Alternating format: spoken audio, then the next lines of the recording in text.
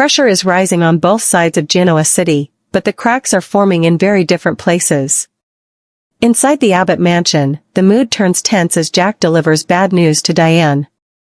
The plan to trade Matt Clark has officially collapsed, derailed by the sudden chaos exploding inside Newman Enterprises. For Diane, this is the breaking point. The longer Matt remains unresolved, the more dangerous the situation becomes. Diane pushes Jack hard, signaling that she may no longer support his cautious approach. If Jack refuses to act, Diane is prepared to pursue her own strategy, even if it creates conflict inside the family. The danger doesn't stop there. Jack, Kyle, and Diane confront an unsettling possibility. Phyllis and Kane may soon redirect their AI attacks toward Jabao as retaliation for the abandoned deal. What started as a Newman problem could quickly become an Abbott disaster. The Abbott household transforms into a pressure cooker, balancing external threats with growing internal strain. Across town, the Newmans respond very differently. For once, Victoria and Adam put aside years of rivalry to protect the Newman brand. With a company under siege, the siblings lock into crisis mode, coordinating public messaging and stabilizing investor confidence. Their unity sends a clear message. The threat is serious enough to override personal grudges. While the siblings handle the boardroom battle, Victor handles the street fight. Victor enters negotiations with Kane and Phyllis, but makes one thing very clear. He is not surrendering. He is buying time. Behind every calm word sits a vow of vengeance. Victor fully intends to strike back once the immediate danger is contained. The episode quietly establishes a dangerous revenge cycle. Phyllis and Kane are punishing Victor. Phyllis may soon turn her anger toward the Abbotts. Victor is already plotting payback against both saboteurs. The war isn't cooling down. It's multiplying. The young and the restless. Family unity versus family fracture. When everything's on the line. What happens when two of the most powerful families in Genoa City face threats that force them to either unite or destroy themselves from within?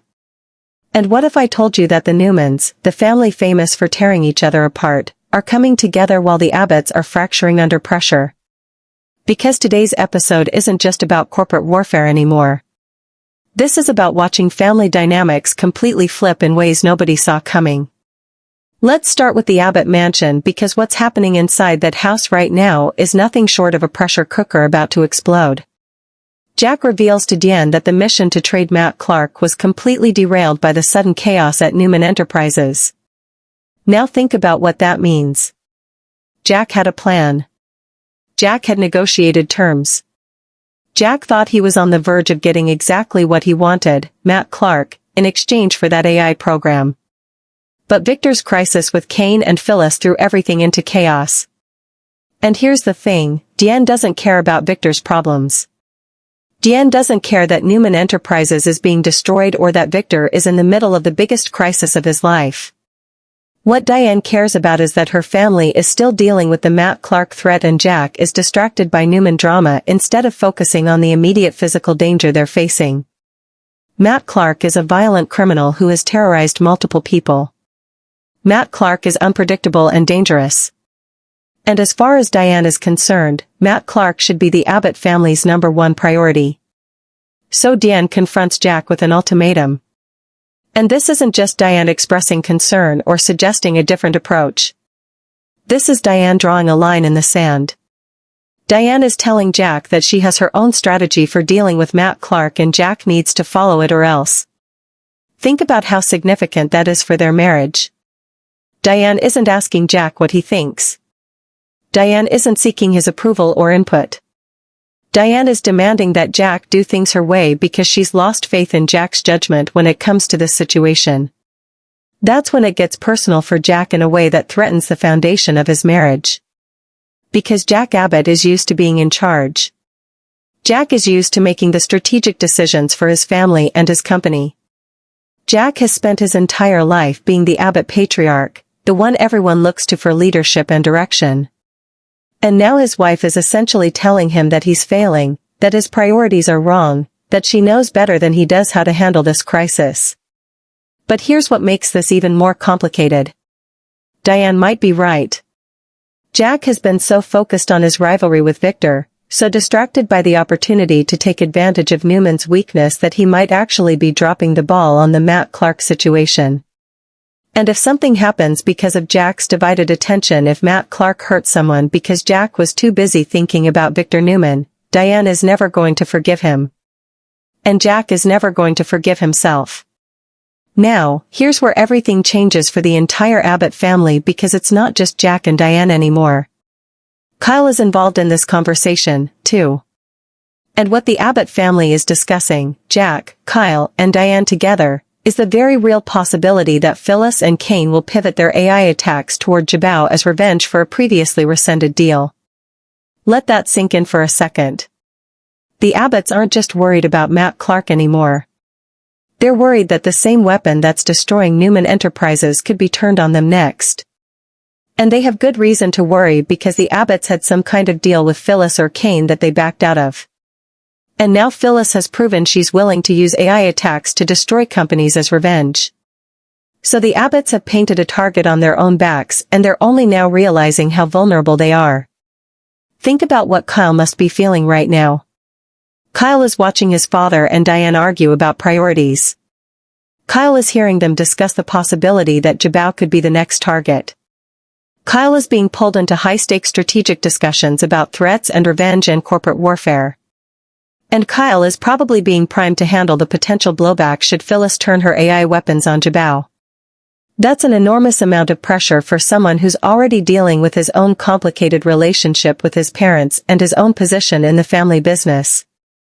The Abbott mansion has become a pressure cooker.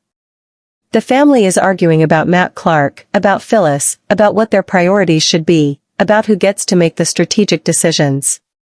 And the worst part is that they're not wrong to be worried about any of it. Matt Clark is dangerous. Phyllis and Kane could absolutely target Jabao next. Jack's divided attention could lead to disaster. Diane's concern about physical safety is valid. There are no easy answers here. No obvious right choices. Just a family trying to navigate multiple threats while fracturing under the pressure. Now, let's shift to the Newmans, because what's happening at Newman Enterprises is the exact opposite of what's happening at the Abbott mansion. In a rare display of sibling unity, Victoria and Adam Newman are putting aside their history of animosity to manage the public relations crisis and protect the Newman brand. Think about how significant that is.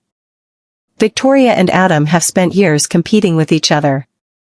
They've undermined each other, betrayed each other, fought for their father's approval and control of the company. Their relationship has been defined by rivalry and resentment and mutual distrust. But this crisis is grave enough to bridge that gap. This threat is so massive, so existential to everything the Newman family represents, that Victoria and Adam have no choice but to work together. Because if they don't, if they continue their usual pattern of competing and sabotaging each other, Newman Enterprises falls. The family business collapses. Everything their father built, everything they've worked for, everything that defines the Newman legacy, all of it disappears. So, Victoria and Adam are handling the boardroom while Victor handles the street fighting. Victor is out there negotiating with Kane and Phyllis, trying to get them to stop the AI attack. But Victoria and Adam are managing the public relations crisis, trying to prevent the outside world from realizing how close Newman Enterprises is to complete collapse. They're reassuring investors. They're maintaining business relationships. They're projecting confidence and stability even though internally everything is chaos. And here's the thing, their partnership might actually be more effective than Victor's solo iron-fisted approach. Because Victoria brings operational expertise and business relationships that Victor sometimes overlooks, Adam brings strategic thinking and a willingness to consider unconventional solutions that Victoria might dismiss. Together, they represent a modernized Newman leadership that might be more resilient, more adaptable, more capable of handling 21st century threats than Victor's old-school methods. That's when it gets interesting for the Newman family dynamics going forward. Because if Victoria and Adam successfully navigate this crisis together, if they prove that they can protect the family business through cooperation instead of competition, that changes everything. It changes the power structure within the family. It changes Victor's role as the sole decision maker. It changes expectations about who's going to lead Newman Enterprises in the future. But it also creates new pressures and new conflicts. Because Victoria and Adam working together now doesn't erase years of rivalry and betrayal. It doesn't mean they trust each other. It doesn't mean they've forgiven each other for past actions. What it means is that they've temporarily set aside their personal conflicts to focus on survival. And once the immediate crisis is over, once Newman Enterprises is safe again, all of those old resentments and competitive instincts are going to come roaring back. Now, let's talk about Victor. Because while his children are managing the corporate response, Victor is making vows that reveal exactly what he's thinking long-term. Victor enters negotiations with Cain and Phyllis, and he makes it clear that he is not just settling. He is planning a future of vengeful payback. Think about what that means. Victor is sitting across from Cain and Phyllis, probably agreeing to their terms, probably making concessions and promises. But the entire time, Victor is planning their destruction. Victor's vengeful vow reminds everyone that even when he is losing a negotiation, he is mentally preparing the next move. Victor isn't conceding. Victor is buying time. Victor is gathering information about his enemies, how they think, what they want, what weaknesses they have, and all of that information is going to be used against them when Victor finally strikes back. And here's the thing about Victor's approach. It's terrifying if you're on the receiving end because Cain and Phyllis might think they've won. They might think that Victor agreeing to their terms means they've beaten him. But what they're actually doing is giving Victor time to plan, time to prepare, time to position himself for a counterattack that's going to destroy them more completely than they destroyed Newman Enterprises. Think about the cycle of revenge that this episode is establishing. Phyllis and Cain are avenging themselves against Victor for past wrongs, real or perceived. Phyllis may seek revenge against the Abbotts for rescinding that deal for whatever slights or betrayals happened between them. And Victor is already plotting his revenge against Phyllis and Cain before the current crisis is even over. It's a cycle that feeds on itself that escalates with each iteration that's going to consume everyone involved. Now, let's think about the different perspectives at play here and what they reveal about each character. Victoria and Adam's cooperation represents a fundamental shift in Newman family dynamics. By focusing on the family business over personal ego by choosing to work together instead of compete, they're showing a level of maturity and strategic thinking that Victor might not have expected from them. They're proving that the next generation of Newman leadership might actually be stronger together than Victor ever was alone. But here's what Victoria and Adam might not be considering. Their father is watching this. Victor is seeing his children work together effectively, maybe more effectively than Victor works with anyone. And Victor might see that as threatening. Victor might worry that Victoria and Adam learning to cooperate means they don't need him anymore. That they could push him aside and run the company without his input. And for a man who's built his entire identity on being indispensable to his family and his company, that possibility is terrifying. Diane represents the concerned mother and wife who's focused on immediate physical risk rather than long-term corporate war. To Diane, Jack's distraction with Victor's problems is a dangerous pivot that leaves the Abbott family vulnerable to Matt Clark. And Diane isn't wrong to be concerned because corporate warfare, as devastating as it can be, usually doesn't involve physical violence. But Matt Clark does. Matt Clark is a direct threat to the physical safety of people Diane cares about. And from Diane's perspective, protecting her family from immediate physical danger should take precedence over whatever business advantages Jack thinks he can gain from Victor's crisis. But here's what Diane might not fully appreciate. The Abbott family security and well-being depend on Jabau's success. If Jabau gets destroyed by an AI attack like the one hitting Newman Enterprises, the Abbotts lose their wealth, their influence, their ability to protect themselves from threats like Matt Clark. So, Jack's focus on the corporate threat isn't just about his rivalry with Victor or his business ambitions. It's about recognizing that the AI attack represents an existential threat to everything the Abbott family has built. Kyle sits between Jack's caution and Diane's urgency, And his involvement in these strategic conversations suggests he's being primed to handle the potential blowback should Phyllis turn her AI weapons on Jabao. Think about the pressure Kyle is under right now. Kyle has to respect both his father's strategic thinking and Diane's concern for physical safety. Kyle has to prepare for the possibility that he might need to lead Jabao's defense against a technological attack. Kyle has to navigate family dynamics that are becoming increasingly tense and fractured. And here's the thing about Kyle's position. He might end up being the one who has to make the hard decisions if Jack and Diane can't agree. If the Abbott family fractures to the point where Jack and Diane are pulling in opposite directions, Kyle might be the one who has to choose which parent to support, which strategy to follow, which threat to prioritize. And that's an impossible position for anyone to be in, let alone someone who's trying to maintain relationships with both parents while also protecting the family business. Victor represents the vengeful titan who reminds everyone that losing a battle is not the same as losing the war. Victor's vow of payback, his promise that Kane and Phyllis are going to suffer for what they've done. It's not empty posturing. It's a statement of fact. Because Victor has spent decades destroying people who cross him. Victor has resources and connections and a ruthless determination that Kane and Phyllis can't match. And Victor is patient. Victor is willing to wait months or years for the right moment to strike back. But here's what Victor might not be considering. The world has changed. The weapons have changed. Technology has created new vulnerabilities that Victor's traditional approach might not be able to address. Victor can plot all the revenge he wants, but if he doesn't understand the technological landscape, if he can't fight in the digital arena where Kane has proven himself to be superior, Victor's plans might fail before they even begin. Now, let's bring all of this together and think about what it means for Genoa City going forward. The Abbott family is fracturing under pressure. Jack and Diane are fighting about priorities. Kyle's caught in the middle. The family is facing multiple threats. Matt Clark, potential AI attacks from Phyllis and Kane, the general instability created by Newman Enterprises' collapse. And they're not presenting a united front. They're arguing and issuing ultimatums and pursuing different strategies. That weakness, that internal division makes them vulnerable in ways they might not survive.